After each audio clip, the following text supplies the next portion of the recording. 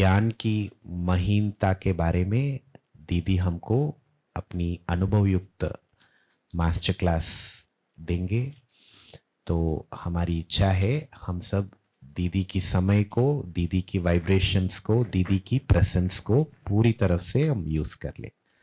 Thank you दीदी, you have given us time which is so precious. Thank you. Baba का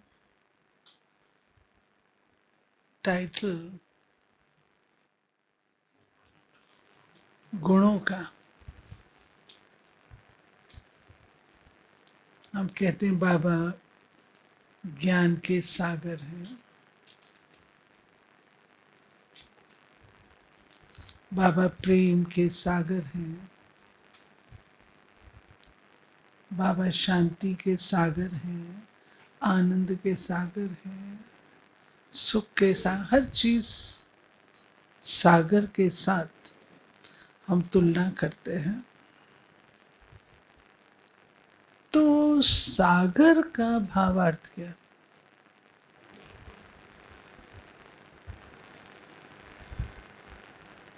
बाबा भंडार भी कह सकते थे,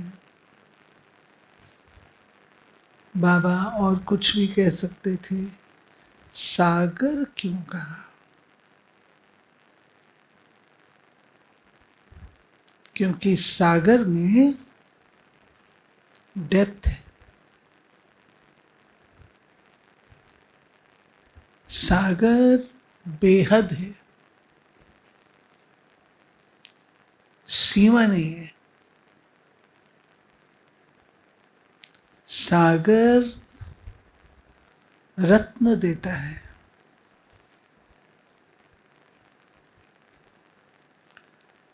आपको पता है मोती कैसे निकलता है? पता है मोती कैसे मिलता है? पता है? कोई को पता है?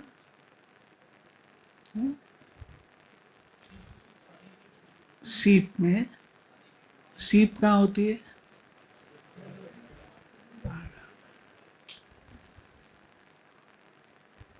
तले में।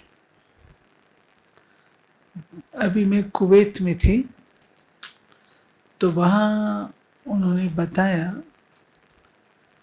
कि यहाँ का जो प्रोफेशन था,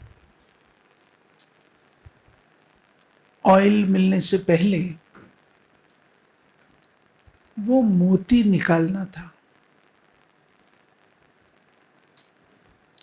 और गोताखोर मोती निकालते थे, एक दिन में नहीं मिलते थे, वो कई महीने अंदर रहते थे।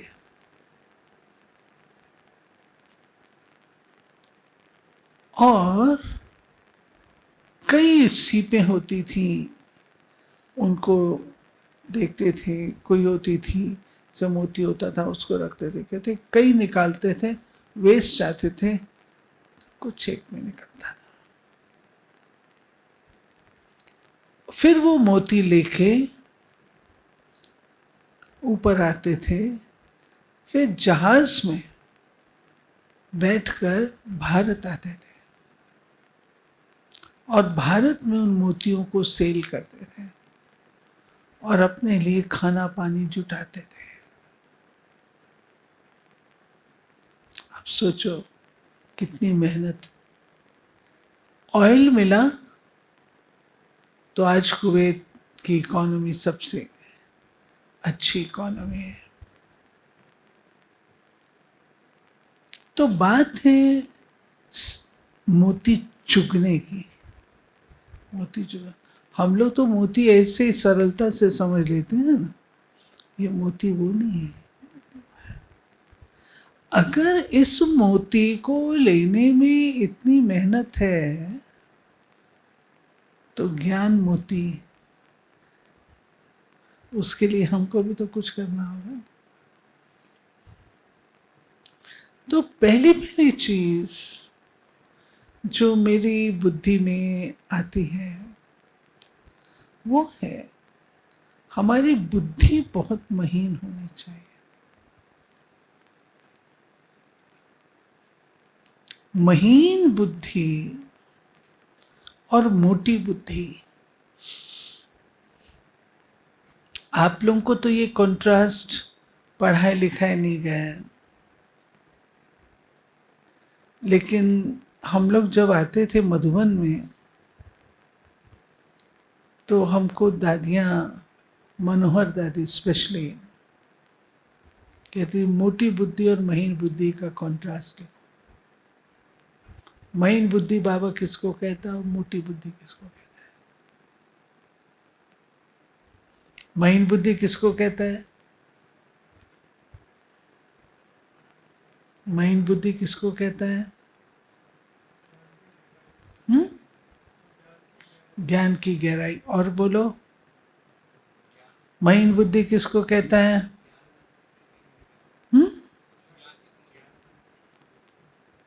और बोलो, मूल बात बोलो। महीन बुद्धि बाबा कहता है देही अभिमानी।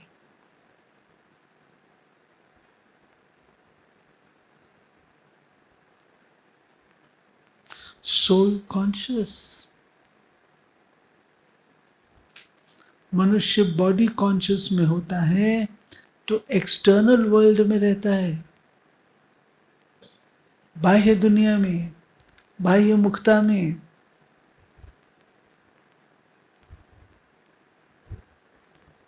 और जब वो होता है महीन बुद्धि वाला तो सोल कॉन्शियस, आत्म अभिमानी, एक दूसरे को उसी दृष्टि से देखता है। नजरिया बदल जाता है। देह अभिमान वाले का नजरिया और देही अभिमानी वाले का नजरिया थोड़ा देखो, इमर्ज करो, दोनों को इमर्ज करो। देह अभिमान वाला उस चित्र को कैसे देखेगा और देही अभिमानी वाला कैसे देखेगा?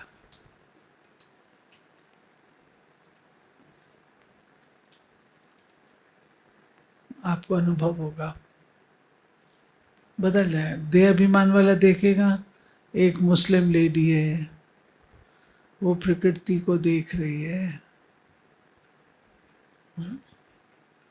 और देही अभिमानी वाला होगा, वो दृष्टिकोण से देख रहा है कितनी आत्म स्थिति में है और कितने अच्छे वाइब्रेशंस का सकाश इस प्रकृति को दे रही है। वो चित्र है ना पीछे, मैं उसकी बात कर रहा हूँ। उस चित्र को देखो, दोनों में अंतर आपको पता लगा। देह अभिमान, मोटी बुद्धि। जो महीन बुद्धि है उसकी ग्रास्पिंग पावर अच्छी होती है, कैचिंग पावर अच्छी होती है, जिसको बाबा कहता है इशारों से समझने वाले।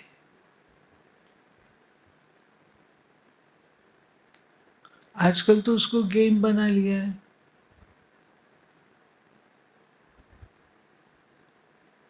गेम के रूप से करते हैं।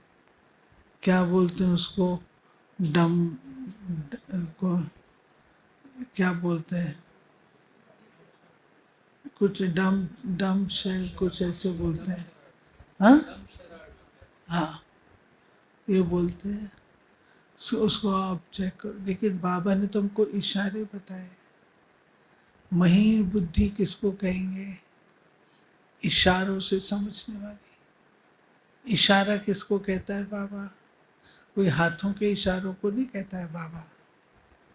बाबा इशारा कहता है, इसको कुछ बात कही गई तो मैं पिकअप कर दूं, इसको कुछ कहा गया तो मैं पिकअप कर दूं। मुझे ये कहने की जरूरत ना पड़े, बिना कहे कर लूं, वो महीन बुद्धि है। महीन बुद्धि निर्विघ्न होता है। क्यों? ज्ञान की गहराई होती है, हर बात को समझता है, समझ करके रिस्पॉन्ड करता है, वही बुद्धि। बाबा को महीन बुद्धि बच्चे पसंद है।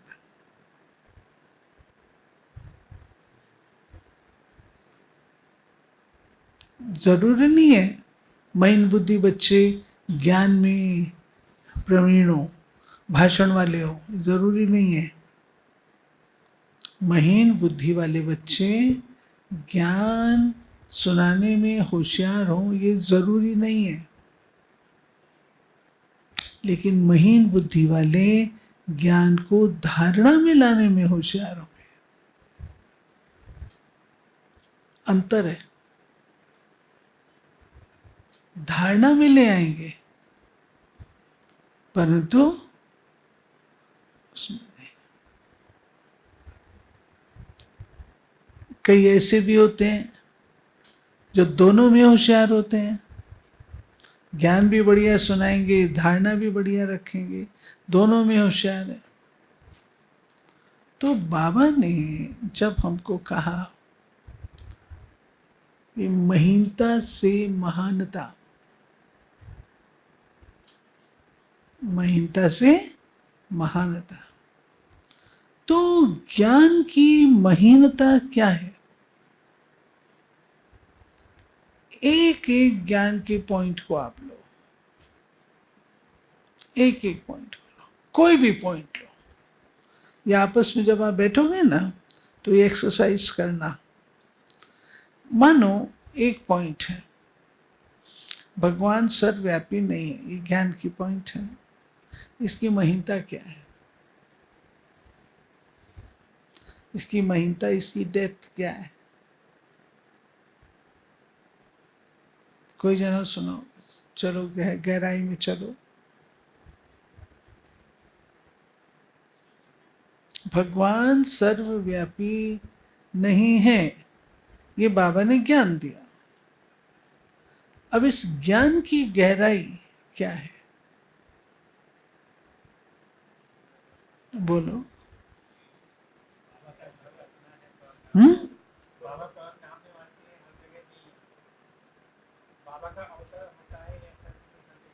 ये एक्सप्लेनेशन दे रहे हो आप, सिर्फ इतने का बताओ, परमात्मा सर्वव्यापी नहीं है, ये ज्ञान का एक सिद्धांत है, इसकी गहराई क्या है? महीनता क्या है? इंपॉर्टेंट है, बाबा मुरलियों में सुनाता है।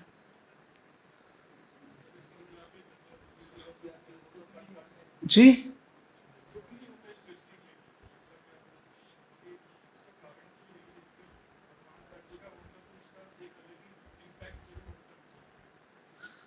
बाबा ने कहा तुमने सर्वव्यापी कह के मुझे गाली दी, इसका मतलब इतनी गहरी चीज कुछ होगी ना।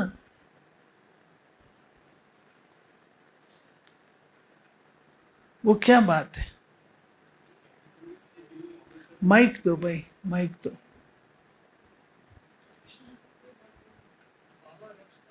नजदीक आके बोलो थोड़ा।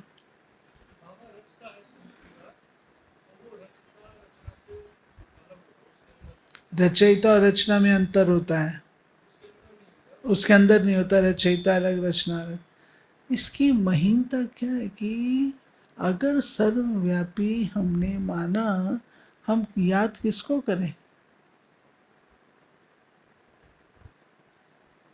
बुद्धि एकाग्र कहाँ करें? जहां बुद्धि जा रही है जाने दो, सब जगह भगवान है। फिर योग का पुरुषार्थ क्यों करें? योग का सब्जेक्ट ही खत्म हो जाता है। जहां जा रही जाने दो, जिधर देखता हूं तू ही तू है, जिधर जाती है बुद्धि वहां तू ही तू है, तो बुद्धि तो लगी पड़ी है। तो भगवान की याद नहीं आती, ये कंप्लेन ही खत्म हो जानी चाहिए ना। मुझे बाबा याद आ नहीं सकता अगर मैं उसको सर्वव्यापी मानती हूं। किसको मानूं, किसको याद करूं? आप भी भगवान, मैं भी भगवान, ये भी भगवान, ये भी भगवान, किसको मानूं? एकाग्रता कहां से आएगी? वो भावना, वो स्नेह, वो प्यार भगवान के प्रति कहां से पैदा होगा? मक्खी मच्छर में भगवान है, आपका प्रेम तो नहीं है ना। कुत्ते बिल्ली को साथ में बैठ के खाना तो नहीं खिलाओगे ना एक थाली से।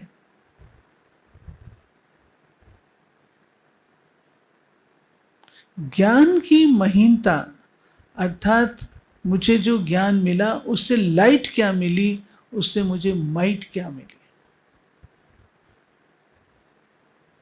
दूसरे शब्दों में, और जब तक आप उसकी अच्छी तरह से मनन चिंतन नहीं करते हैं, तब तक वो चीज आपको ठीक से समझ में भी नहीं आती है। वो रत्न को आप रिपीट कर लोगे, लेकिन जो दिल से आपके लगे और आप समझो, अंडरस्टैंड करो, शेयर करो, वो नहीं कर पाओ।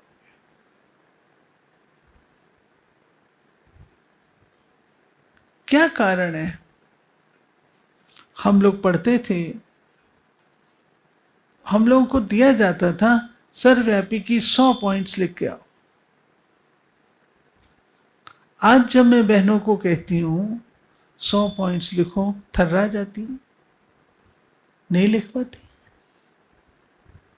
गीता का भगवान किनारे कर दो, भगवानोवाच है कि गीता का भगवान सिद्ध करने से ही तुम्हारी विजय होनी है, और गीता के भगवान का चैप्टर ही उड़ा दिया क्योंकि एक्सप्लेन नहीं कर सकता।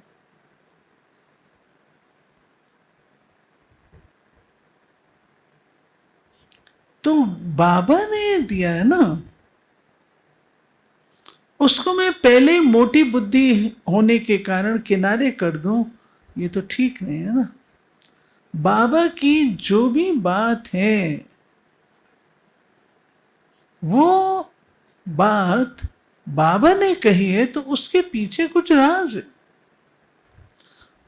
ये मेरी योग्यता है कि मैं उस राज को कैसे निकालती हूं, उस राज को कैसे समझती हूं। ये मेरी अपनी योग्यता है। हम लोग बच्चे थे तो हमको सिखाया जाता था आत्मा कैसी है, अंगुष्ठाकार है। ये मैं आपको रियल बात बता रही हूं अपने बाल्यकाल की। आखिर हमको भी ज्ञान में चलते 65 वर्ष हो गए। अंगुष्ठाकार 1960 में बाबा ने ज्ञान दिया कि आत्मा ज्योति बिंदु है।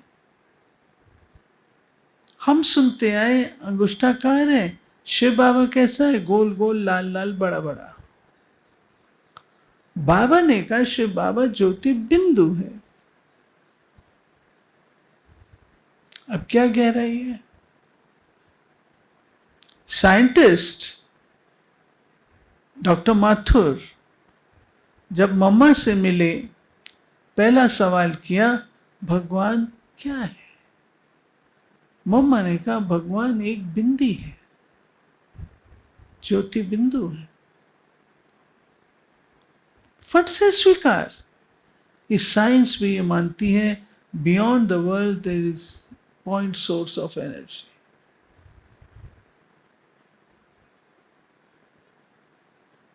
तो ज्ञान की गहराई को, अब कल्प वृक्ष आज का था, ग्रेट ग्रेट ग्रैंडफादर है ब्रह्मा, ग्रेट ग्रेट ग्रैंडफादर है। ये ज्ञान जानने से मुझे क्या फायदा है? वो है इसकी महीनता। मुझे क्या फायदा है?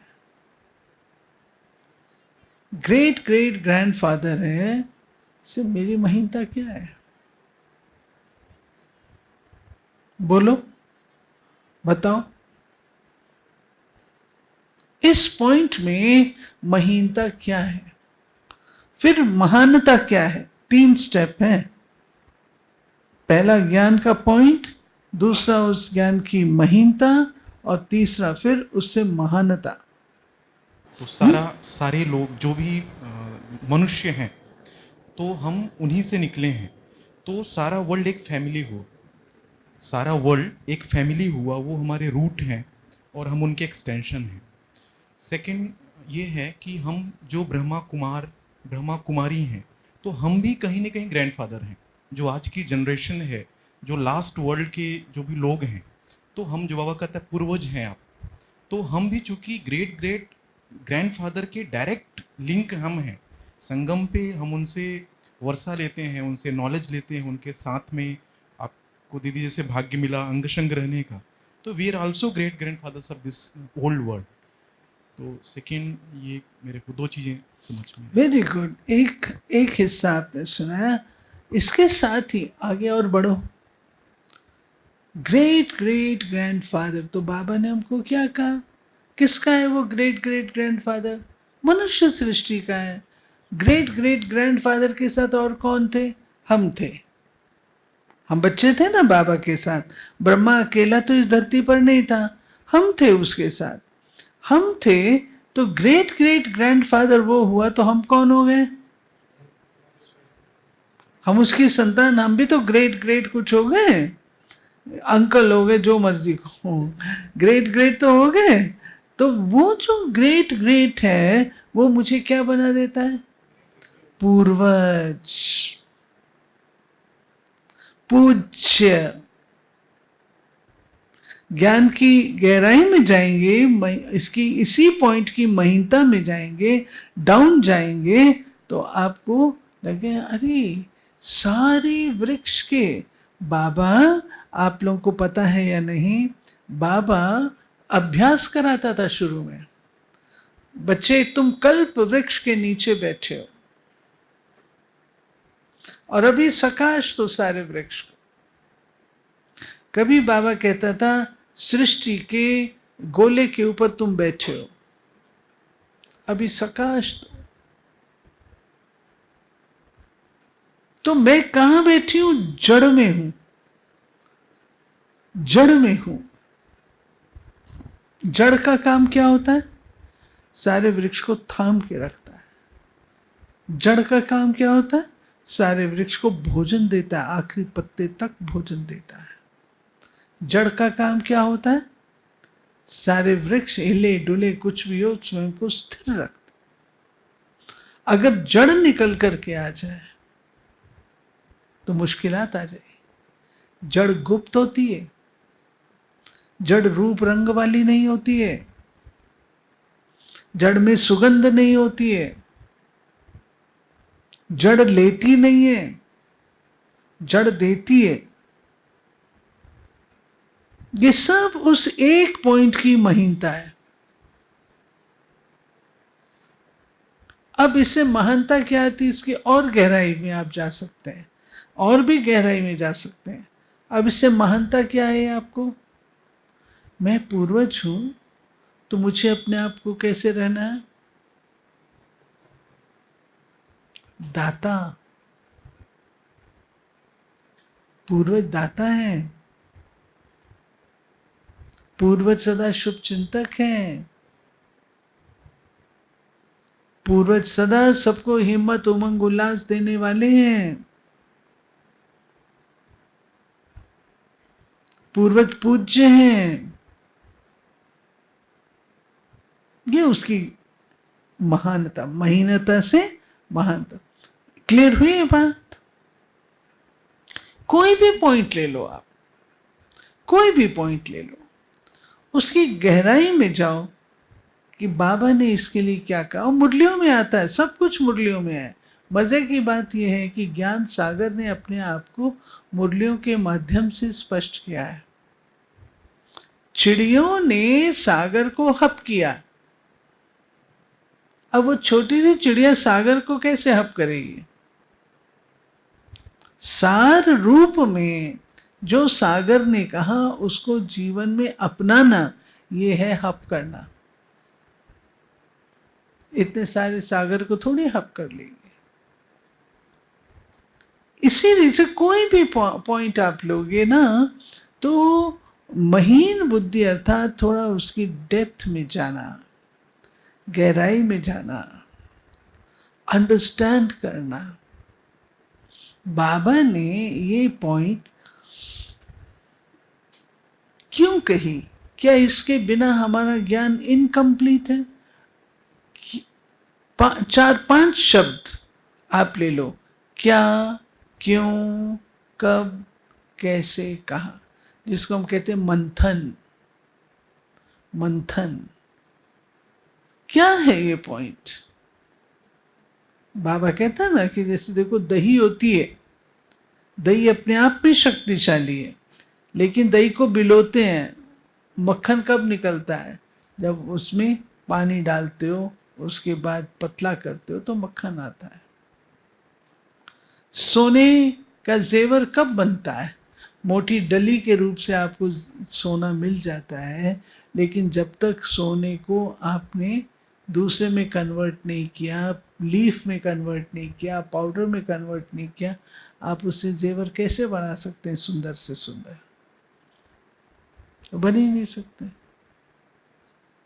तो ज्ञान को हमको बहुत महीनता से अंडरस्टैंड करना है, उससे शक्ति मिलती है। जैसे भोजन हम खाते हैं ना, बाबा ने एक मुरली में कहा है कि जैसे भोजन हम करते हैं तो ऐसे ही आप मोटी मोटी गस्सा आप ले लो और अंदर गल्प करते जाओ तो पेट को तकलीफ होगी ना।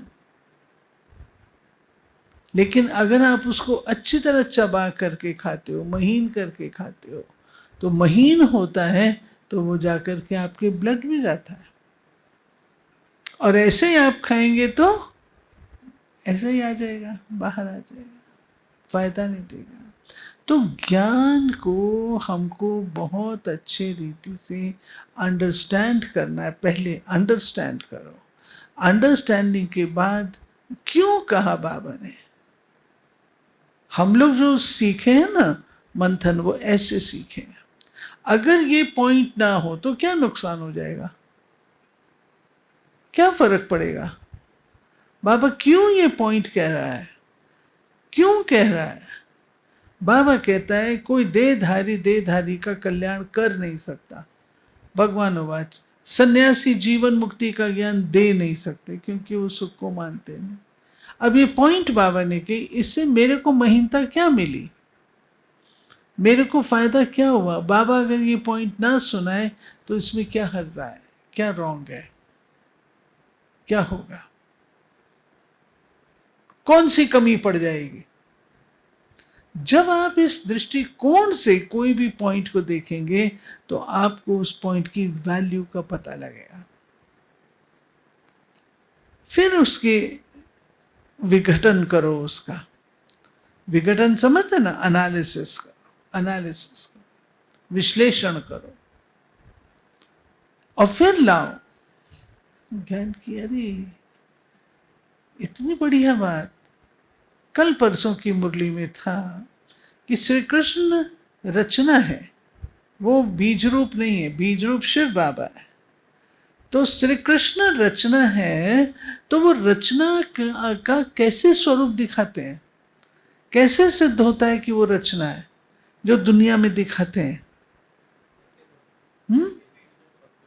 पत्ते पर शिव बाबा बीज रूप दिखाते हैं, श्री कृष्ण को पत्ते पर दिखाते हैं। तो पत्ते पर दिखाना अर्थात रचना है ना, पत्ता रचयिता तो नहीं है, रचना है। ऐसे बाबा की पॉइंट्स को निकालो, भिन्न भिन्न पॉइंट्स को निकालो, भिन्न भिन्न पॉइंट्स को निकाल करके उसके डेप्थ में, बारीकी में जाओ। फिर उस बारीकी को अप्लाई कैसे करना है? बाबा कहता है कि बच्चे तुमको ये महान बनना है, महीनता से महानता आती है। अब मानो सेवा का क्षेत्र है, ज्ञान है, चलो ज्ञान में ही ले लो। ज्ञान की कोई पॉइंट की महीनता में बाबा कहता है हर आत्मा के अपने अपने संस्कार हैं। ये बाबा ने मेरे को ज्ञान दिया। हर आत्मा अपना अपना पार्ट प्ले करती है, हर आत्मा के अपने अपने संस्कार हैं। ये पॉइंट आ गए। अब इस पॉइंट से महीनता में जाना, इसकी महीनता में जाओ तो क्या करना होगा?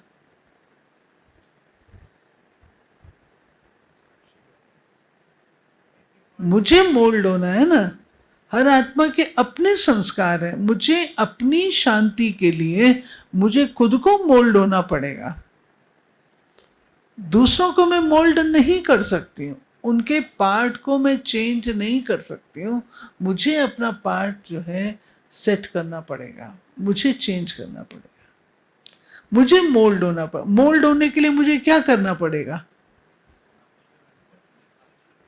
हाँ, मैं मोल्ड हूं, उसके लिए मुझे क्या करना पड़ेगा? बाबा ने एक मुरली में कहा, दो चीज चाहिए, गरमाई और नरमाई। गरमाई क्या है?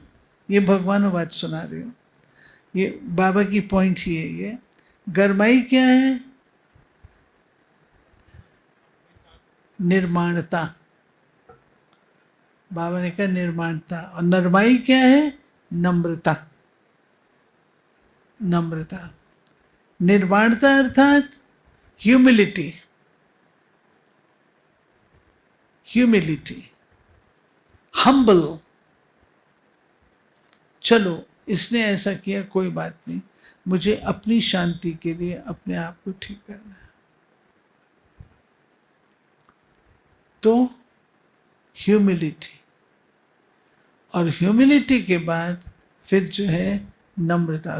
पहले तो अंडरस्टैंड करो ना, मेरे को करना है निर्माणता, फिर नम्रता, चेंज करना, मोल्ड करना। जो आपने कहा ना मोल्ड करना, मोल्ड कैसे होंगे? मोल्ड होंगे नरमाई से। नम्र बनना है, गरमाई और नरमाई, ठीक है। इसी रीत से और भी बात हम लिख सकते हैं। तो महीनता में जाने के लिए पहली चीज हमने देखी, अपनी बुद्धि को महीन बनाए। सोल कॉन्शियस, बहुत बारीक बुद्धि, जहाँ तक हो सके लाइट, बारीक, मोटी मोटी उसमें नहीं जाए तो दुनिया भर की बातें आएंगी। लेकिन जैसे हम कहते हैं सार देखो ना, विस्तार में ना जाओ, सार देखो ना। तो सार कॉन्शियस, महीनता माना सार कॉन्शियस। बातों में जाएंगे, उसका कोई एंड नहीं है, कोई एंड नहीं है। इसने ये कहा, उसने ये कहा, उसने ये कहा, कोई एंड नहीं है। लेकिन मुझे अपने आप को ठीक रखने के लिए नम्रता भी धारण करनी है, तो निर्माणता भी धारण करनी है। इस प्रकार से एक सोल कॉन्शियस, दूसरा फिर क्या, क्यों, कब, कैसे, कहाँ, ये 5-6 क्वेश्चंस हैं, उनको आप लीजिए।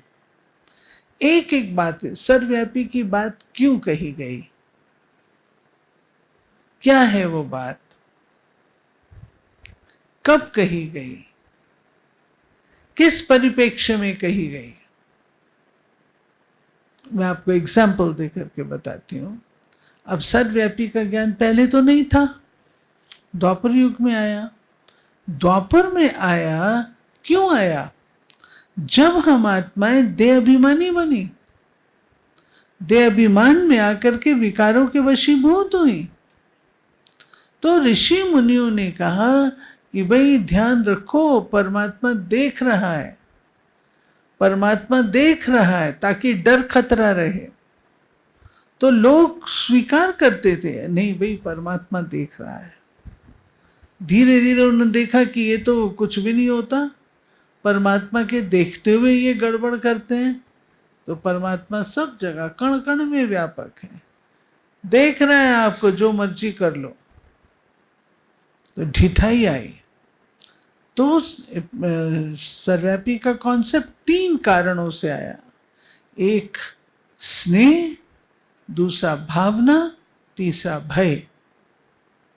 स्नेह, जिसका स्नेह होता है किसी से, उसको वो व्यक्ति सब जगह नजर आता है। भावना, जाकी रही भावना जैसी प्रभु मूरत देखी तैसी। हम लोग स्टोरी सुनाते हैं ना कि एक माँ थी, उसने अपनी आया को कहा कि जाओ और मेरे बेटे को खाना दे आओ। तो उसने कहा आपका बेटा कैसे, मैं तो देखा नहीं है, स्कूल में जो सबसे सुंदर बच्चा होगा ना वो मेरा बेटा है। गई और अपने बेटे को खाना खिला के आ गई। बच्चा शाम को आया, माँ खाना नहीं भेजा, आया को बुलाया, आपने कहा था कि जो सबसे सुंदर बच्चा है वो मेरा बच्चा है, तो उसको खाना खिलाना। तो मुझे तो अपना ही बच्चा सबसे सुंदर लगा, तो मैं उसको खिला के आया। भावना। और तीसरा भय, डर से। तो उस स्नेह में आप, लैला मजनू की बात है, मजनू से पूछा, स्याही गिर गई, मजनू से पूछा क्या लिखा है, बोला लैला, क्योंकि उसको लैला ही नजर आती थी, लैला से ही स्नेह था। तो स्नेह, भावना और भय। भय, डर से, प्रभु देख रहे हैं आपको, इन तीन कारणों से सर्वव्यापी का कॉन्सेप्ट आया। अब इस कॉन्सेप्ट ने क्या नुकसान कर दिया, आप सोचो, इसकी गहराई में जाओ, क्या नुकसान हुआ इस कॉन्सेप्ट से, संसार में क्या इफेक्ट पड़ा, मेरे पर्सनल लाइफ पर क्या इफेक्ट पड़ा, पर्सनल लाइफ पे क्या इफेक्ट पड़ा। हर एक कोई सोचो, इसकी गहराई में जाओ। फिर उसके बाद अगर मैं इस कॉन्सेप्ट को अच्छी रीति से समझ लेती हूँ, इसकी महीनता मुझे समझ में आ जाती है, तो वो महीनता क्या है कि तुम्हारी बुद्धि भटकी है, तुम प्रभु से दूर हुए हो, विपरीत हुए हो, बाह्यमुखी बने हो, तुम भय, डर, खतरा सब निकल गया, इसलिए ज्यादा खराब हुए हो। ये सब बातें सर्वव्यापी के कारण से। और इनको जान लेने से मेरे में क्या इंप्रूवमेंट आएगी, वो बात देखो, मेरी बुद्धि एकाग्र हो जाएगी। आप किसी कन्या को कहो, हम लोग मिसाल देते हैं ना, किसी कन्या को कहो कि तुम अपने होने वाले पति को याद कर, वो किसको याद करे, बुद्धि भटक जाएगी। आप उसको बता दो तेरे होने वाले पति का नाम सो एंड सो है, वो ये करता है, ये करता है, यहाँ रहता है फलां, वो अखबारों में पढ़ती है लखनऊ में बाढ़ आ गई, तो ध्यान उसका जाता है ना, कहीं उस घर में भी तो नहीं आ गई। वो अखबार में पढ़ती है लखनऊ के इंजीनियर्स की तनख्वाह बढ़ा दी गई, उसका ध्यान जाता है ना। आपने उसकी मुलाकात नहीं कराई, आपने उसको परिचय नहीं कराया, कुछ नहीं किया, लेकिन उसका ध्यान तो जाता है ना। एकाग्र हो जाती है बुद्धि। आप ऐसे कह दो किसी को भी याद कर ले, ऐसे होता है क्या, ऐसे होता है क्या, बुद्धि भटकेगी ना। आप, हमारी बुद्धि एकाग्र होना शुरू ही तब हुई है जब हमको बाबा का परिचय मिला। पूछ लो भक्तों से, तू भी भगवान मैं भी भगवान, तो प्राप्ति तो है ही नहीं ना, सबको पूछते रहो। तो हर बात जो बाबा ने बताई है, अब हर एक का पार्ट अलग अलग है, इस बात को हमने लिया था। अब इससे हमको जानने से फायदा क्या है, इसकी गहराई क्या, महीनता क्या है। और मैंने अपने आप को परिवर्तन करके अपने आप को महानता की स्टेज पे लाना है कि मुझे बनना है, मेरी महानता है, मैंने बनना है। आपके अंदर क्षमा के संस्कार कब आएंगे, जब आप महान हो।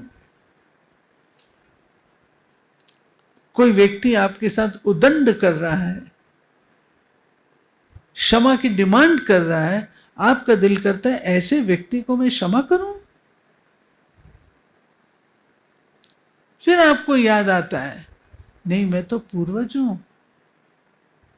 मैं पूज्य हूं, क्षमा करना ही मेरा धर्म है। आप क्षमा करते हो।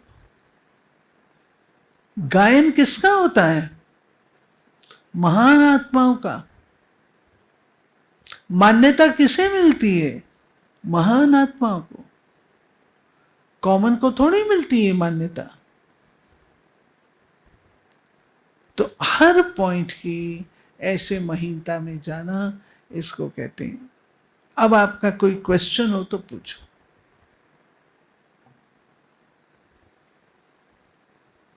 कि मैं चाहती हूं आप लोग ज्ञान की महीनता में जाओ, स्वयं जाओ। जब जाएंगे आपको मोती मिलेंगे। मोती में आज मैं क्लास में आई तो आज की मुरली में क्या था? आज की मुरली में क्या था? निद्रा जीत बनना है। और निद्रा जीत, अगर मैं यही पॉइंट ले लो आज का, अगर मैं निद्रा जीत बनने से मुझे फायदा क्या है? ज्ञान है। इसकी महिमता क्या है? जो संस्कार मेरे निद्रा में है, कौन से संस्कार निद्रा के हैं?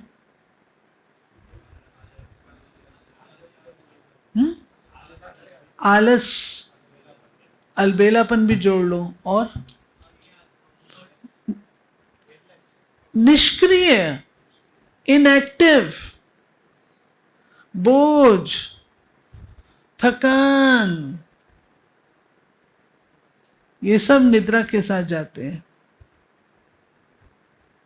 अब बाबा ने कहा तुम निद्रा जीत बनो तो तुमको ये फायदा होगा। उसकी डेप्थ में चलो, क्या फायदा होगा? क्या फायदा होगा?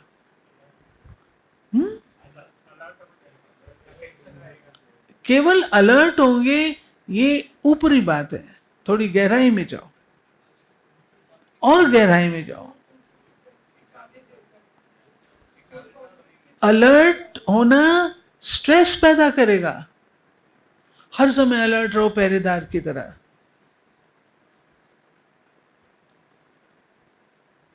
और चलो आगे, और महीनता में चलो।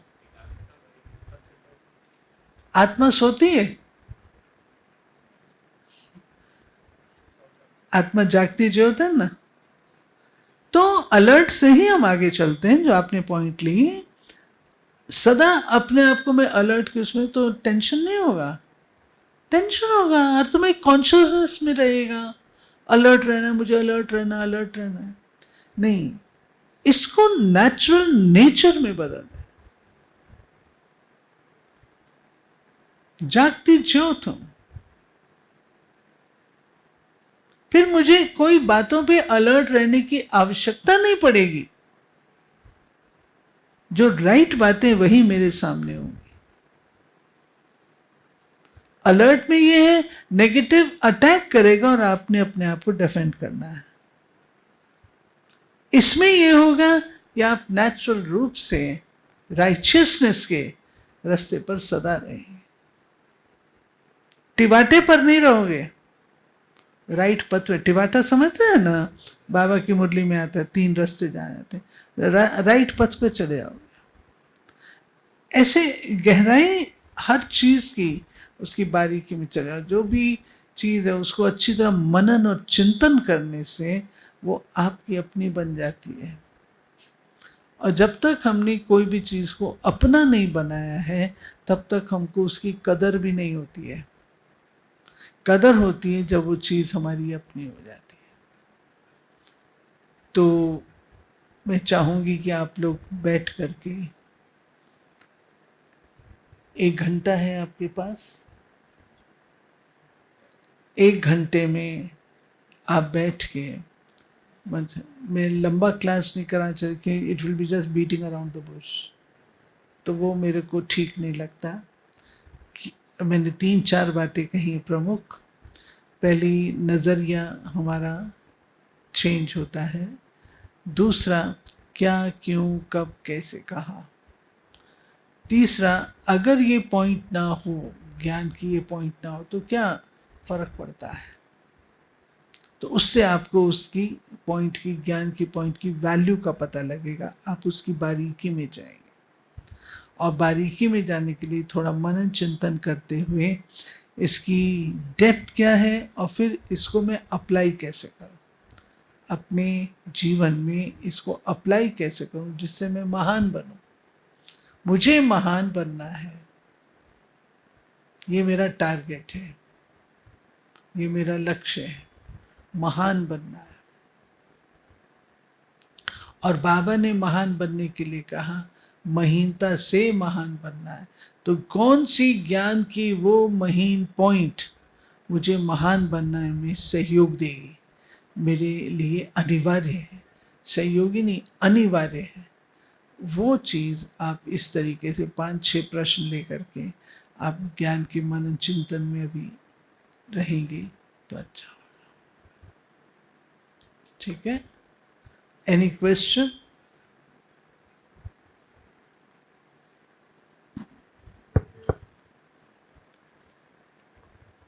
ओम शांति। दीदी जैसे सूक्ष्म हम पाप कर्म या विक्रम की बात होती है, जैसे मान लो मैंने कोई अपना झूठा बर्तन कहीं रख दिया, अब उसकी वजह से किसी के संकल्प चले तो वो कैसे मुझे इफ़ेक्ट करता है उसके संकल्प चलना, या फिर वो उसको पॉजिटिव भी ले सकता है, या वो मेरे किसी भी काम से किसी ने मुझे कुछ काम दिया और मैंने अपना 100% किया लेकिन फिर उसके अकॉर्डिंग नहीं हुआ जिन्होंने काम दिया, तो उनके जो संकल्प चले या उस चीज़ से गलत जो इफ़ेक्ट पड़ा मेरे कर्म से, तो उसका भार मेरे पे कैसे आता है और क्या मतलब कैसे काम करती है ये चीज़ें सूक्ष्म सूक्ष्म जो हम परफेक्शन नहीं देते और संकल्प चलते हैं दूसरों के। इन्होंने एक तो का विक्रम, मैंने कोई चीज़ कहीं रख दी तो कोई चीज कहीं रख दी और दूसरे के संकल्प चले तो उसका कैसे इम्पैक्ट आता बताते हैं। हाँ, मेरे पे क्या भार चढ़ा उनका हैं? उनके संकल्प का है? मुझ संकल्प का हम पर क्या भार चढ़ा? मैं बताती हूँ। आपने बहुत अच्छा सवाल पूछा, बाबा इसके ऊपर, मम्मा इसके ऊपर, दादियाँ इसके ऊपर बहुत अच्छा हमको समझाती हैं। देखो, व्यर्थ को बढ़ाने के ये सारे साधन हैं। आप कोई चीज कहीं से ली उठा के कहीं और रख दी, आपको ही भूल जाएगा आपने कहाँ रखी है।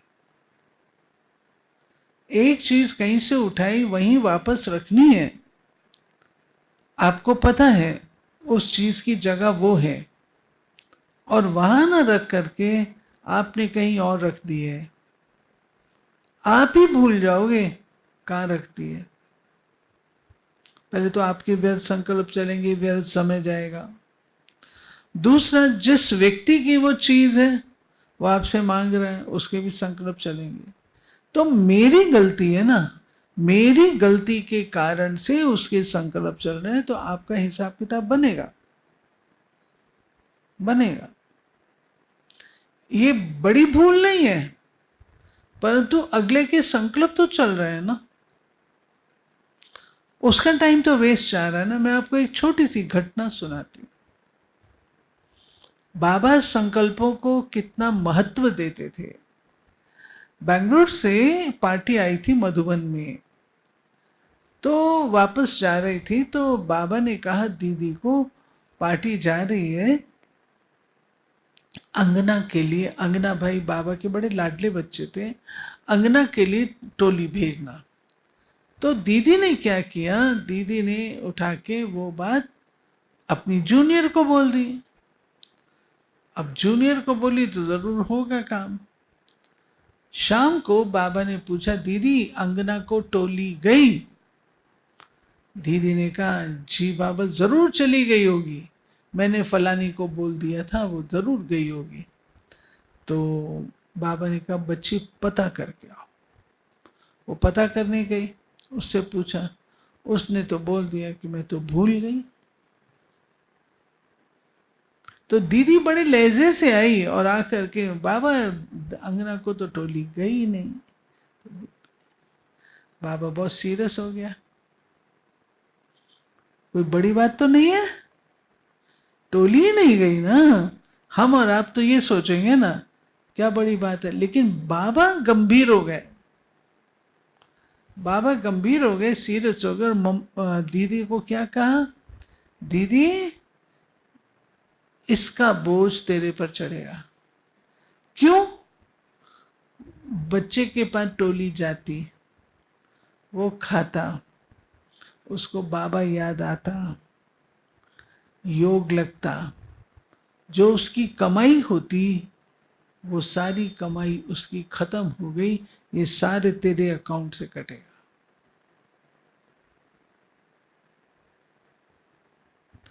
तो हम बन रहे हैं देवता, देवता बन रहे हैं, तो हमको अलर्ट भी रहना है, एक्टिव भी रहना, एक्यूरेट भी रहना है।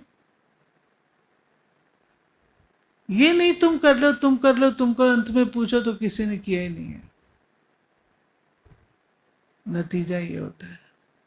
इसलिए वो बोझ हम पर चढ़ेगा।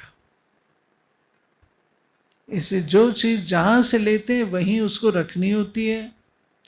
मैंने देखा, मैं बॉम्बे एयरपोर्ट पे थी, बॉम्बे एयरपोर्ट पर थी, तो मेरे साथ की कुर्सी पर एक बहन बैठी थी। उसका टाइम हो, वो चली गई। मैं भी थोड़ी देर में उठी। मैं उठी तो मेरी नजर पड़ी उसकी सीट के ऊपर उसकी रिस्ट वॉच रह गई थी। तो मैंने किसको बताया, उसको बताया। आए, एक ने हाथ में उठाई, उसके बाद कुछ सोच करके वहीं रख दी। दूसरा आया, उसने भी हाथ में उठाई, फिर कुछ सोच के वहीं रख दी कि हो सकता है वो बहन ढूंढते ढूंढते यहीं पर आए और यहाँ से आके लेके जाए। दादियाँ कहती सिखाती थी, जो चीज़ जहाँ से लो वहाँ रखो। छोटी सी बात है। अब इसकी गहराई में आप गए और महीनता की बात आपने कही, तो इसमें महीनता यही है कि हमको अपने आप को इस तरीके का बनाना है जो कि जो चीज़ जहाँ से ली जाए वहाँ से दूसरे के संकल्प न चढ़े। यहाँ तक दादियाँ हम लोग को सिखाती रही हैं कि अब आपको अपनी स्थिति सदा ऐसी रखनी है कि बड़ों को आपके प्रति संकल्प न चले। अगर बड़ों के संकल्प आपके प्रति चलते हैं तो वो भी ठीक नहीं है, वो भी ठीक नहीं है। ठीक है। आज बाबा ने मुरली में कहा कि हमारे जो पाप कर्म होते हैं बाबा को बताने से वो 50% माफ़ हो जाते हैं। What is the right process to tell Baba? क्योंकि what is the right process? क्योंकि जब हम बताते हैं कई बार तो गिल्ट में भी चले जाते हैं बताते समय, या फिर अट्रैक्शन भी हो जाती है, वो सारी स्मृतियाँ फिर से आ जाती है, तो उसके कारण बताते ही नहीं है बाबा को। So can you suggest us? देखो, बाबा साकार में थे तो बच्चे सब कुछ बाबा को बताते थे। दादियाँ थीं तो भी सब कुछ बताते थे। अब हर आत्मा की अपनी स्थिति है, तो बताना तो चाहिए। ये मैं कहूँगी, बाबा को पत्र लिखना चाहिए। लिख करके बाबा का जो लेटर बॉक्स है उसमें डाल देना चाहिए। बाबा को वो स्वीकार होगा। हम लोग क्या करते हैं, लेटर लिखा उसमें डाला और फिनिश्ड। नहीं, लेटर लिखो, उसको बाबा के आगे रखो, बाबा स्वीकार भी तो करे। बाबा के आगे रखो, योग करो। लेटर बाबा के आगे रखने के बाद योग करो, बाबा स्वीकार करो। बाबा स्वीकार करे आपकी उस बात को, उसका आपको पता लगेगा, आपको अंदर संतोष आएगा, हल्कापन आएगा कि बाबा ने ये स्वीकार किया। उसके बाद आप चाहो तो उसको फाड़ के फेंक दो, चाहो तो बाबा के लेटर बॉक्स में डाल दो, चाहो तो मधुबन में लेटर बॉक्स में डाल दो, वो आपके ऊपर डिपेंड करता है। लेकिन ये तरीका अपनाने से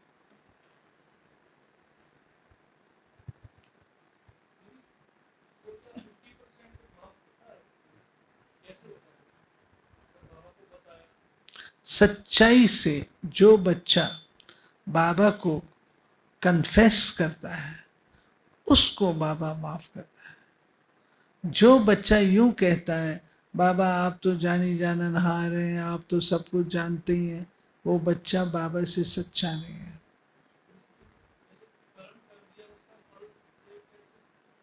वो भगवान है, वो भगवान है, हमारी सजा को आधा कर सकता है।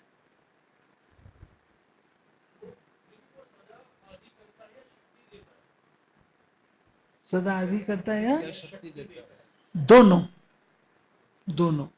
आगे के लिए शक्ति देता है जिसको आप भूल जाओ, और शक्ति देता है और वो माफ भी करता है।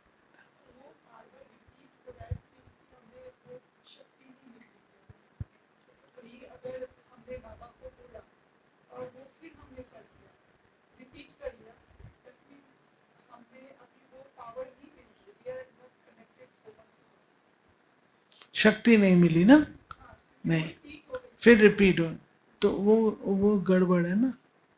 फिर आपको अगर ऐसी हालत होती है तो किसी अनुभवी, जो ज्ञानी योगी है, अनुभवी है, उससे राय लेनी चाहिए। ओम शांति दीदी। दीदी मेरा क्वेश्चन है कि मान लीजिए कोई किसी के साथ गलत कर रहा है, ठीक है, वो सामने वाला सहन कर रहा है क्योंकि वो ज्ञान में चल रहा है। बोला जाता है कि चलो पिछले जन्म में वो मेरे साथ कुछ गलत, हम उसके साथ कुछ गलत किए थे, इसलिए इस जन्म में वो कर रहा है, हमें सहन कर ले रहा हूँ। पर सामने वाला जो गलत कर रहा है उसका भी तो कर्म काउंट हो रहा है, तो उसके ऊपर क्या फर्क पड़ेगा फिर उसको? क्योंकि गलत तो कर्म वो भी कर रहा है। नहीं, गलत कर्म मतलब कोई किसी के साथ गलत कर रहा है, हेलो, कोई किसी के साथ गलत कर रहा है, और जिसके साथ गलत हो रहा है वो ज्ञान में चल रहा है, लेकिन हम लोग बोलते हैं कि पिछला जन्म में वो हम उसके साथ गलत किए थे, इसलिए इस जन्म में वो गलत कर रहा है, सहन कर लिया जाएगा। लेकिन वो जो गलत कर रहा है उसका भी तो गलत कर्म हो रहा है। सुनो, ऐसा है, हायर लॉज पर आओ। हायर लॉज क्या है? हम एक कालदर्शी इतना देख रहे हैं, अगर इसको हम बेहद के उसमें देखें तो ड्रामा में जो हो रहा है सो, जो हो रहा है सो ठीक है, परफेक्ट है। कहीं ना कहीं कोई ना कोई उसको लॉ अप्लाई कर रहा है, हमें लग रहा है वो गलत है क्योंकि मेरा भाई है। हो सकता है कुछ और भी उसके पीछे राज हो जो मुझे नहीं पता, ये भी संभावना होती है। इसलिए जो व्यक्ति जो है, जैसा है, जहां है, उसकी अगर टेम्परेरी या आउटवर्डली है तो वो तुरंत ठीक हो जाती है। जिसकी डीप डाउन होती है कर्मों के हिसाब किताब, वो आप समझ लो हायर लॉज काम कर रहा है, तो उसको छोड़ दो।